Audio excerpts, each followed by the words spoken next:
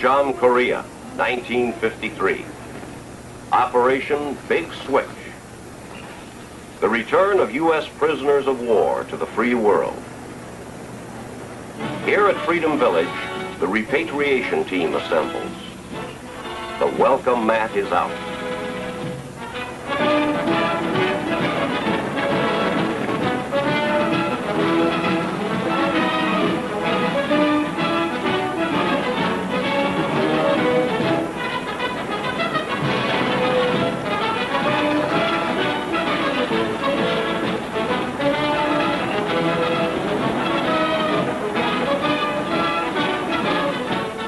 When captured, these men did not know what would happen to them.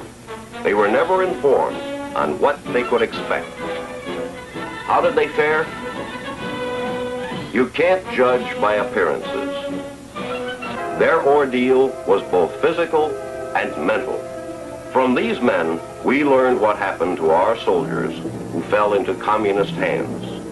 They were subjected to every communist trick designed to confuse their thinking. Although they were unprepared to meet the communist techniques of interrogation and indoctrination, in this battle to capture their minds, a great majority of our men did resist successfully. Among those who resisted successfully were those who realized they could not let their buddies and families down because they would have to face them when liberated. Those soldiers who realized it was the duty of a prisoner of war to continue to resist even after capture, returned with records of unblemished loyalty and with honor.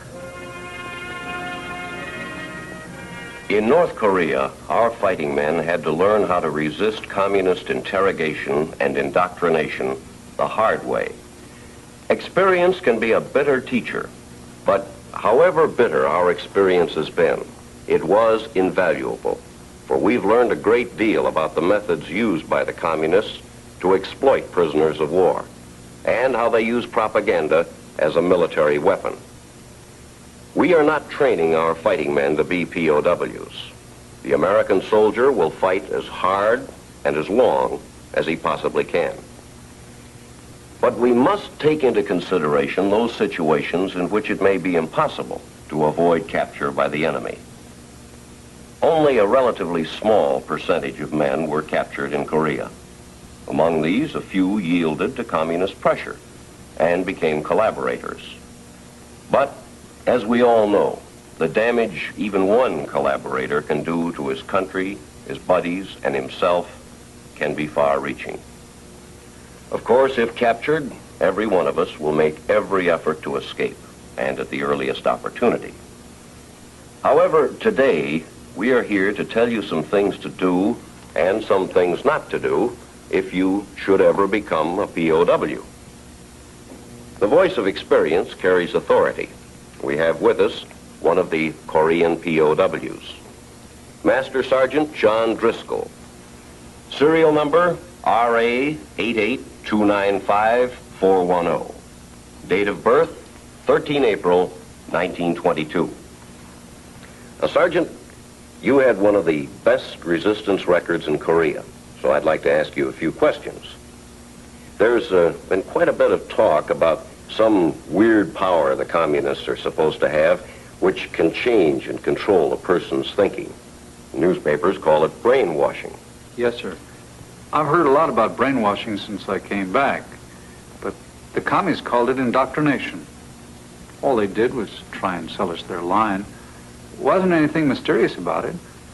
Only at first, we didn't know what was going on. If we had... You think there would have been more of those the commies called reactionaries? That is, men who actively resisted the communist indoctrination program? I'm sure of it. Well, Sergeant, that's why we made this training film, so that we'll be better prepared if that happens again. I'm sure that many of your own experiences are in it, and although we've put them into a war of the future, they reflect what happened in Korea. So I'd like to have you sit in with me and help explain the things that we're going to show. Glad to. All right, let's get rolling. Here you are, just captured. You're approaching a collecting point not far behind the enemy's lines. You did not surrender as a mass or group. Each of you resisted capture until you no longer had the strength or the means to fight. Your guards, Europeans, Oriental or European. Communist techniques are similar. You're bone tired, and because you fought until the bitter end, you undoubtedly will not be in the best physical condition and mental state. Naturally, you may be scared because you don't know what may happen to you. There are lots of things to think about, but you may be too tired to think. That's the very time to be on your toes. Right, Sergeant. Here especially, you need all your wits about you. Remember, as you move deeper into enemy territory, your chances of escape decrease. Stay alert for this chance to escape so that you can recognize it when it comes. But if it doesn't, don't let your guard down. The first communist psychological weapons aren't far away. You can resist them. Isn't it so, Sergeant? It certainly is. In the long run, those who resisted eventually were treated no worse than the others. There's going to be nothing new or irresistible about these communist techniques. In fact, they're based on a system long used by civilian law enforcement agencies in communist countries and other police states.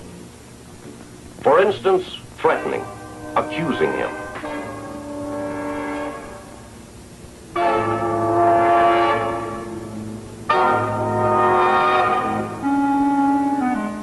Then, a change of interrogator.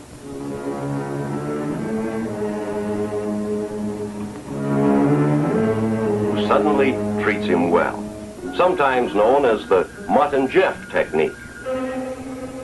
They use that same reverse play on us. Yes, the communists often give you the friendly treatment first. This is to throw you off guard and make you more receptive. A time like this calls for a smoke. I saw a joker take one from a commie. But it didn't take long to find out there was a string attached to anything they offered you. Any favor you accepted put you right where the enemy wanted you, under obligation to him.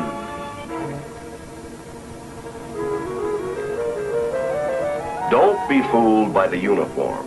It covers a multitude of sinners around here, including your first indoctrinator.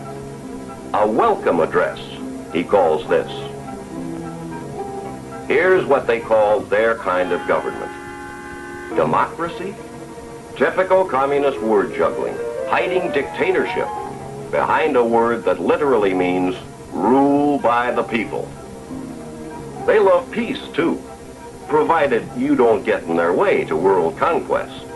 This is you, or rather your system, he tells you. Strange welcome this is, attacking your country and everything you believe in. You always start the wars, even when resisting an invasion. But it isn't really your fault. You're only the victims of your criminal profiteers and leaders, whom you should have shot long ago. He doesn't say anything about our selecting our leaders by free elections, nor that force and violence have no place in our democratic form of government. You're going to hear this sort of thing over and over. The big lie, repeated time and again. It's the repetition technique. Wasn't that your experience, Sergeant? Yes, sir. They keep hammering away at it. The indoctrinators we had to listen to had an answer for everything. They could start with black is white and almost get you to believe it. Smart cookies. They're trained for the job of trying to make a sucker out of you. Don't let them. Don't buy their fancy labels, especially at their prices.